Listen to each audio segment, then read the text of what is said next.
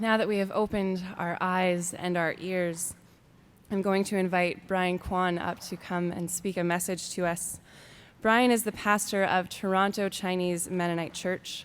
On Thursday evening, he spoke to us about leaving and going and the seemingly unusual attraction of the wildness. Brian.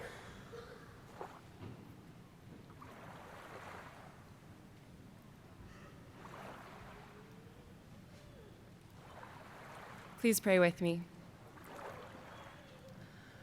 Our God, open our eyes, our minds, and our hearts. Be with Brian. Bless him as he speaks to us, and help us to hear your voice and work among us. Amen.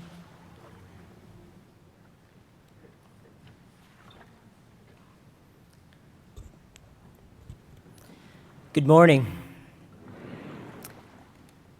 Growing up in an immigrant home, we didn't have much toys or much time for vacations.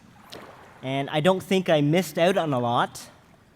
When we did have new toys in the home, it actually didn't last very long. I usually had it dissected within a few hours. Now, without the technology that we have now, back then we just used our imagination. We made our own toys, we invented games, and we just discovered. So something as simple as finding something along the road, that would fill my day. And I remember finding such a thing on the road. I remember coming home from school, and I stumbled upon this, a golf ball. I had never really held a golf ball until that day.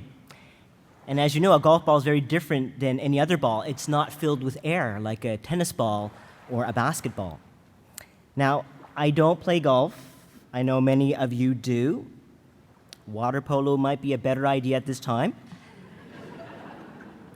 But some members in my congregation have compared my preaching to golf. They say of me, "Brian shoots straight, down the middle, and long."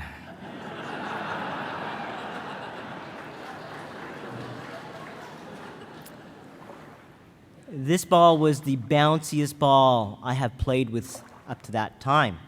And this thing was wildly bouncy. And I wondered what was inside that made it so bouncy. I had to find out. Now, the shell of a golf ball is tough. I took a big brick and I tried to crush it, and nothing happened. Now, my dad did not own any power tools. He had a blunt wood chisel, a rusty screwdriver, and a hammer. I took those three and I went to the task. This thing was tough, tougher than any toy I've ever had.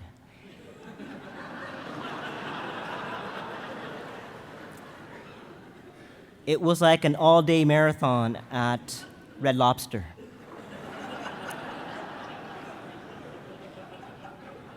So with that chisel, I started to carve a little hairline crack down the ball.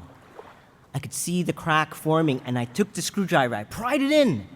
I took the hammer and hit it, and finally I exposed the ball. And it was rubber inside. I expected that, but it was rubber that was made by a strand tightly wound around.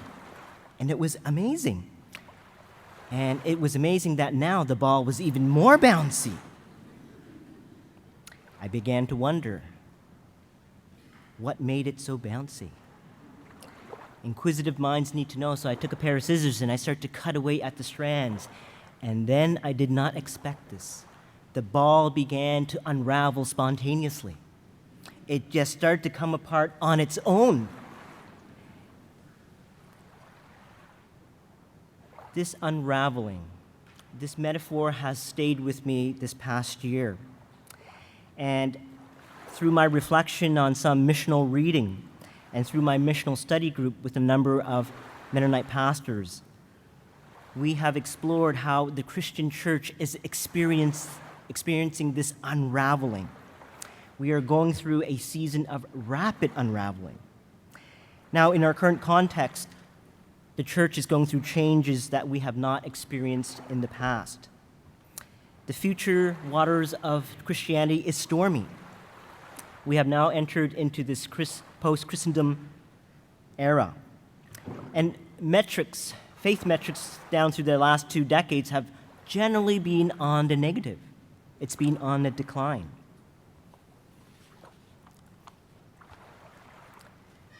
Ichthyos. Now, when's the last time you have seen this emblem on a car bumper? I don't know about you, but at least where I live in the city of Toronto, I used to see it a lot more. A big golden or a silver fish on the car, and it has represented Christianity since the first century.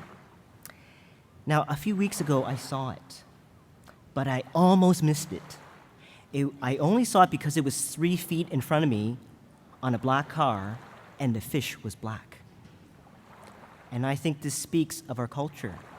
Christianity is blending. It's being camouflaged. It's blurring into society. So how are we going to navigate this post-Christendom, post-denominationalism, post-commitment? Is the church just going to fade away into the next century? What is the future of our local church, our national church? Stuart Murray asks this very question in his book.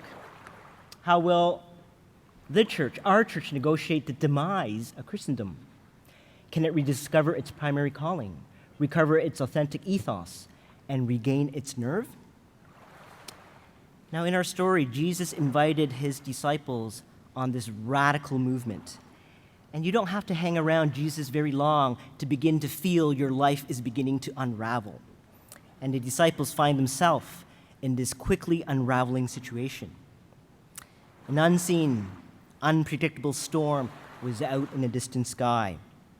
And in the middle of their transit, the rogue storm hits them, and hits them hard. How did they respond? What did they do? Well, in a time of distress in our ministry, what do we usually do?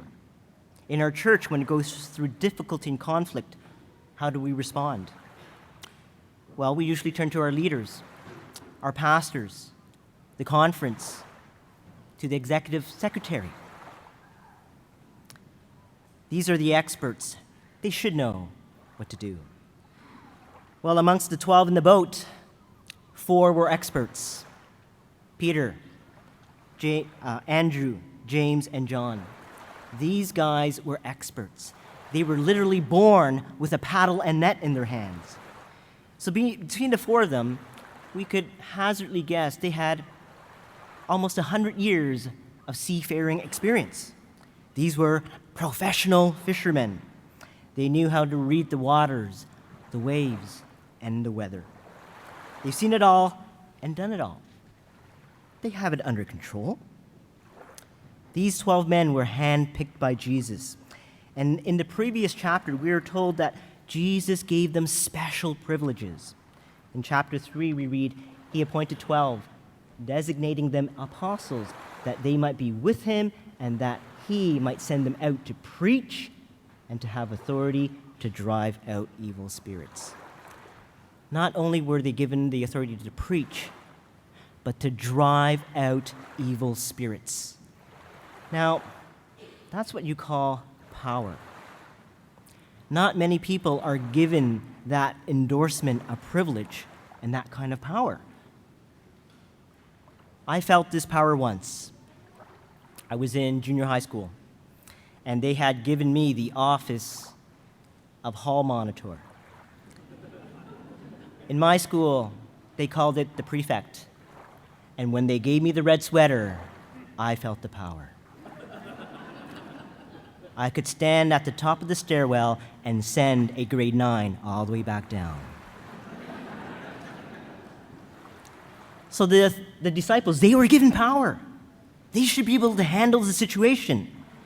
The thick clouds were billowing and the waves were picking up, and I can imagine Peter at the helm yelling out instructions: batten down the hatches, stabilize the boom, watch that jib, hold that rudder, paddle hard. And Peter knows that lake like the back of his hand. He has gone back and forth hundreds of times. And we find it odd. Jesus is sleeping. In the middle of the storm, he sleeps on a cushion. And some commentators, they have suggested that this sleeping metaphor in Hebrew means trusting in God, putting your faith in the Father. I get it. But still, it's very unusual in this context for Jesus to sleep. So that makes me wonder, maybe Jesus was half awake. You know what I mean? One eye open, kind of watching his disciples bumbling around? Or perhaps the disciples chose not to wake Jesus. They decided, we don't need him. Not yet, anyways. What can a rabbi tell us about sailing? So they chose not to wake him because they were the experts. They were in their element. They applied their experience, worked hard, and pushed on through. Now, this sounds familiar to most of us. Far too often, this has been our default approach. I think it has been mine. Pull up your bootstraps, work hard. Now, it dawned on me that being Chinese is actually a wonderful pre-qualification for being Mennonite. We are passive and aggressive like you Swiss.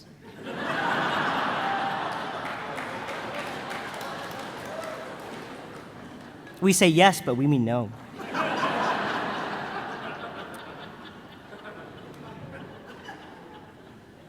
And we work almost as hard as you Russians. In the Chinese culture, there is a powerful work ethic.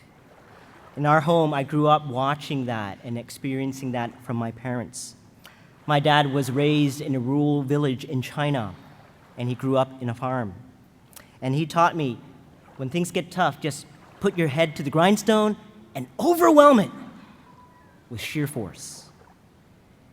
Back in the 50s, my dad opened up the first dry cleaner in Toronto. There were many wet cleaners, but he opened up the first one. And I remember his routine very well. He would wake up in the morning, he would pack my brother, my sister, and I into the car in a station wagon. He would pick up 2 other visa students, drop us off at school, and he'd go to work. And I would not see him for 10 or 12 hours until it was dark at night. And my dad wanted me to learn something useful. So he brought me to the shop on a Saturday morning, and he says, I have a job for you. And he gave me a huge box of wired coat hangers. He says, your job is to take the coat hangers out and put the cardboard insert into them. Now, that was my job for the whole day. And after the whole day, it must have been 5,000 coat hangers. And my dad came over and he looked at me proud, and he said, isn't that great? Isn't that great that you can spend Saturday doing this? We're going to do this again tomorrow. Sound familiar? I know many in this room, you have experienced that in some ways. I would say every person in this room appreciates the gift and the value of work. To succeed, just apply more of what you know until you get through it. Now, what does this look like in a ministry context? Well, it usually means allocate resources for a study, bring in the specialists, set up tactical workforce, have consultants assess the situation, develop a strategic plan, implement it. After implementation, measure it, review it. Does this sound familiar? I'm not making light of this. I think goals, initiatives are vital for every organization, and particularly the church. And I have been part of the strategic planning process of Mennonite Church Eastern Canada, and I have been deeply impressed by the level of commitment and the care that the staff have. And I know that all 5 area churches and our national church deeply care for the church. But it was during our discernment conversation that I heard an unusual saying. Our consultant said this: culture eats strategy for breakfast. I never heard of that before, and I'm thinking, more Mennonite lingo. So I Googled it up, and the quote was actually from the late Peter Drucker, business guru and consultant. And what did he mean by this? He meant to warn us. He meant to say that your culture, your context will always trump a chart or a plan. Organizations, it will fail if you think your strategy or a chart or a change in organization will solve your problems. And I think our consultant was very wise to say this. So back to our story. The disciples, they had a winning attitude, can do. They had a solid strategy, but they underestimated the context. We have a storm, a good old-fashioned typhoon. And Mark says it was a fierce gale of wind. And he uses the Greek word mega. It was a mega whirlwind. And if we look at Matthew's account in the same story, the Greek word that he chooses is seismos. It was a mega seismos. And I understand seismos as an earthquake. So there was a quaking storm that the disciples encountered.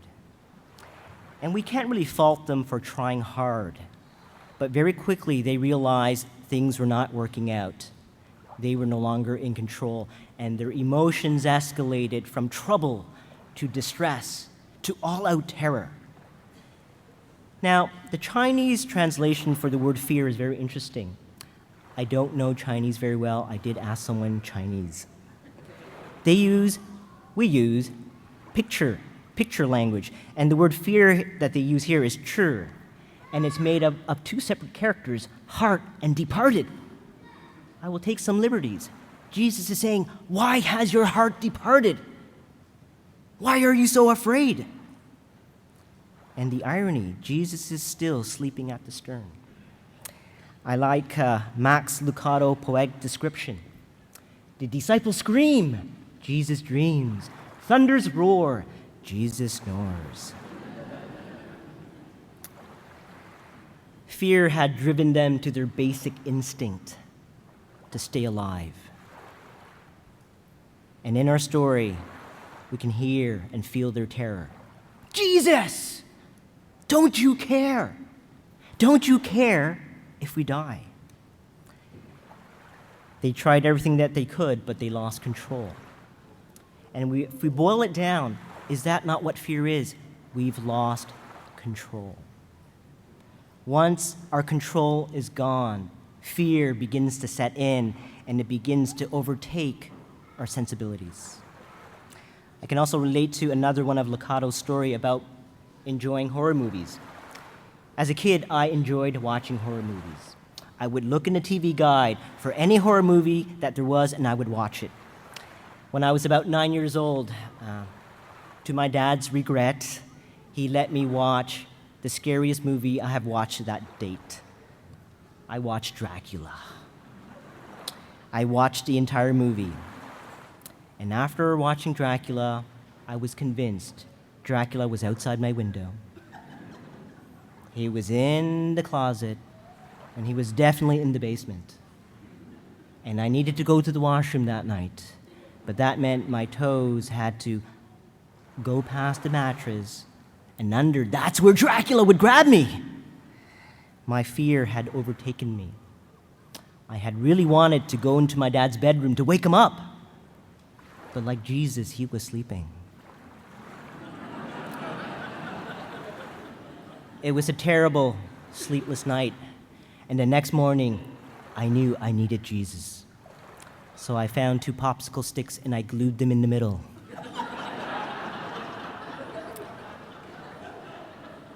I kept that cross by my bed for many nights. Through the deafening wind, they finally called to Jesus for help. Jesus, don't you care if we die? Jesus opens up his eyes, lifts his head, and turns to face the full brunt of the storm. And he says, "Peace, be still." And then the winds dissipated, the waves calmed, and the boat came to a still. And the disciples stared at him dumbfounded. And he said to them, "Why are you so afraid?" So what's happening here? I think there are many things happening here, but one of them is that the disciples had gone through a crash course about their limitations. Through their efforts, they realized there was some denial there. There were some false hopes. And Jesus used the storm to temper and dash their strategy. And Jesus uses the storm to help them to rediscover their orientation. They needed to rediscover and ask, what are we called to do? Where is our heart? Where is our will? Where is our mind? Where exactly is our faith coming from? Now, back in my seminary days, my New Testament professor fondly quoted Jürgen Moltmann, and his name came to my mind again.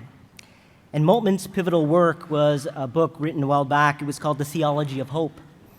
And it was born out of the most unlikely circumstances. It was born out of a prisoner of war camp after the war. And he proposed that Christian hope should be the central motivating factor in the church and in the life of a Christian. This is what he writes. That is why faith, whenever it develops into real hope, causes not rest, but unrest, not patience, but impatience. It does not calm the unquiet heart, but is itself this unquiet heart in man. Those who hope in Christ can no longer put up with the reality as it is, but begin to suffer under it, to contradict it. Peace with God means conflict with the world, for the goad of the promised future stabs inexorably into the flesh of every unfulfilled present. Now, this sounds so contradictory. Should hope not make us feel more at ease? Should we not feel less anxiety? What is Moltmann saying? He's saying that faith that develops into real hope cannot say, we've arrived. We've made it. It cannot say that. It cannot say that my life is smoother now. My life is more comfortable. No. Hope constantly stirs us to move with Jesus, to fix our eyes on him, and to see promises unfilled. Real faith and hope causes us to wade into uncertain messiness. It causes us to walk in uncertainty. So Jesus takes the storm to help his disciples, to cast away old conventions, to put away false pride, false hope, and our preconceived notions of how it's supposed to turn out. The Spirit of God moves in strange and mysterious ways. So after Jesus demonstrates his power over the storm, he says, "Why are you so timid? How is it that you have no faith?" And they became very much afraid and said to one another, "Who is this, that even the wind and the sea obey him?" Now I'm going to take some liberties again at my unknown Chinese. There is a different word of fear that is used there. And the two characters that comprise fear here is heart and white. I understand this as, why has your heart drained of blood? Where is your courage? Why are you so petrified? The storm's gone.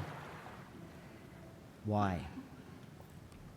Tim Keller says, because Jesus was as unimaginable as the storm itself. The storm had immense power. They couldn't control it. Jesus had infinitely more power, so they had even less control over him. So the storm had driven primal fear out of them. The storm subdued them and had the power to destroy them. It was a self-centered fear that came out, a fear of loss of life and limb. But after the storm, the fear was different. The fear that is presented here had moved from self-centeredness outward. They experienced awe of a transcendent God they could not understand. They realized that Jesus could do only what God could do. Rabbi Pollock, he says this, "The edge between fear and awe is razor thin.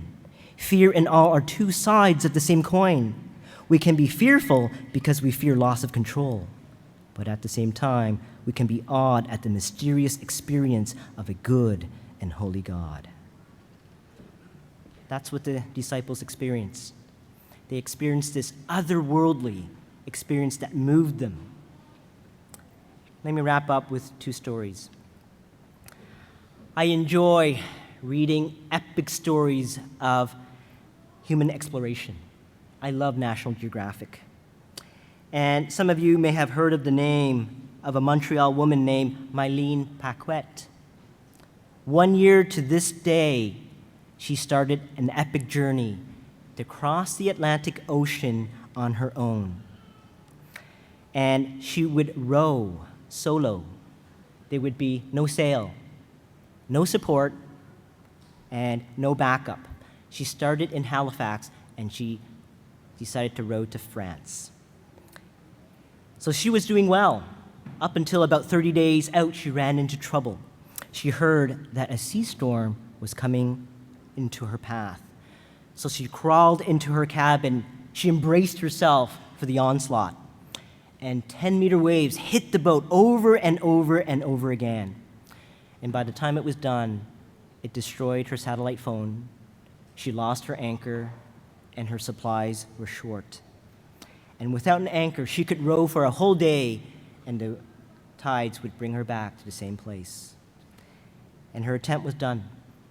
Without much hope, she crawled back into her cabin, and she radioed to home base in Halifax and told them it's not going to end well. So she just crawled in, and she just prayed for a miracle. She was all alone in the North Atlantic, and without really much hope, she received an answer from home. And the answer said, help is on its way. She had a glimmer of hope, but she thought, help would be days away, and what could they offer me? What she didn't know that there was a boat not far off. About 100 kilometers away, there just happened to be a boat. It was midway going from New York to Southampton, England. And the boat was the Queen Mary 2, the world's biggest ocean liner. 200 feet tall, 1,000 foot long. And this, I can imagine Mylene saying, I must be dreaming. The Queen Mary swept in to save the day. Mylene did not need to be towed. They helped her resupply. And to take care of her needs, they lowered down to her a kit. What did they give her? They gave her a new anchor, a new satellite phone, chips.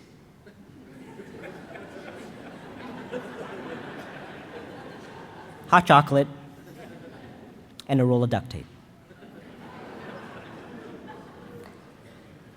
After the drop, all 3,000 passengers were on one side of the ship watching this event unfold.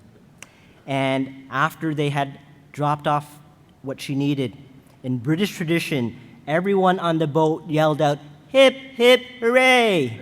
Hip, hip, hooray! And the crowds, they cheered wildly, and they watched her kind of drift off into the horizon. And Mylene was overwhelmed. All she could do was grab a piece of paper and write a makeshift sign. It said, thank you. Thank you, Queen Mary. And as the ship finally departed, you can see Mylene, she just drops to her knees on the chair. And I can imagine her saying, I cannot believe this. I just prayed a little prayer, and you send me this. That's all. This is a powerful story that Mylene can tell for the rest of her life. And when we hear of stories like this, our imaginations bring us to think of amazing, great stories. The experience of awe with God is not always in the big stories. It's not always in the tornado or the storm. Sometimes we discover God in the quietness of everyday, normal things. We discover and rediscover Him in the womb. In our church, we've been trying very hard to reach out to the local community. Our local community is mainly Eurocentric, middle class, and we have a wonderful daycare that serves about 30 families.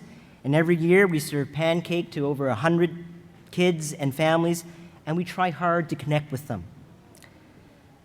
But honestly, it's been very hard. It's been hard for us to engage and to connect with them on a personal level. This has not translated to trusting, personal friendships. But one day, Michelle, my wife, comes home and she says, "We've been invited to dinner." And I thought, finally, all of this work has paid off. And she said, "We're going to Farah's home." Farah's not her neighbor. Farah is a co-worker of Michelle's, and Farah is a Muslim woman, and her husband are Sunni Muslim, practicing Muslims, and they knew full well that I'm a Christian pastor. Now, I don't know how this happened. Michelle will be the first to admit she does not have the gift of evangelism. But what she does have is Southern hospitality. She was born and raised in Brazil. Now, they had become genuine friends over work. So here I am driving over to the home, and I began to feel very self-conscious. I hardly know this family, and I felt a little tense and guarded because I did not know what to expect. And I hoped that the topic of religion would not come up. It would ruin a very good evening. As soon as we arrived, the family welcomed us, and they made us feel like the most important people in the world.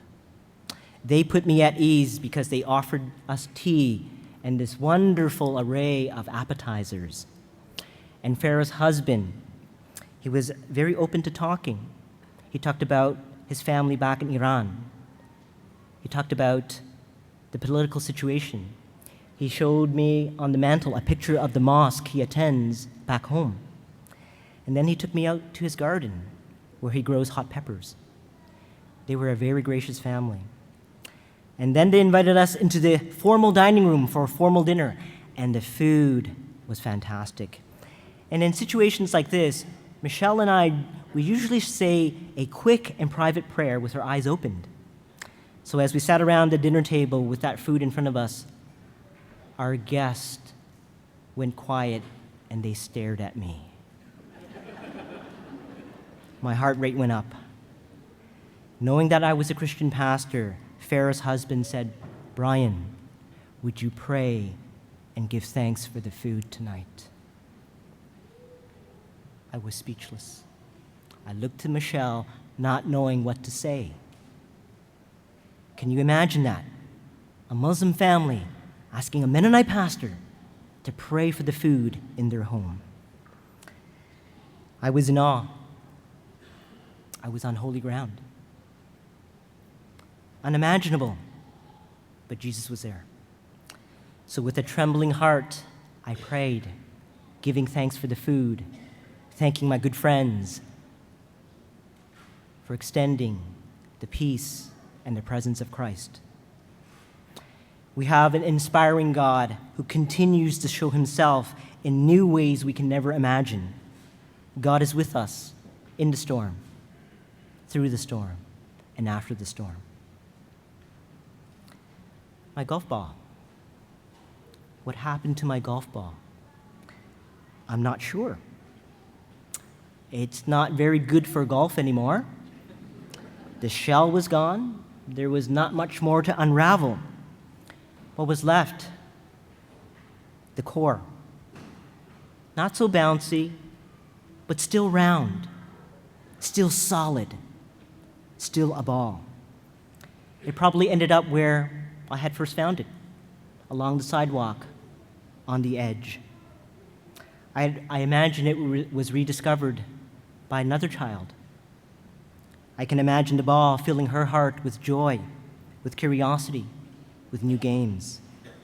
I can imagine the ball being exchanged with other new children, filling their hearts with new joy, new wonder, and new awe.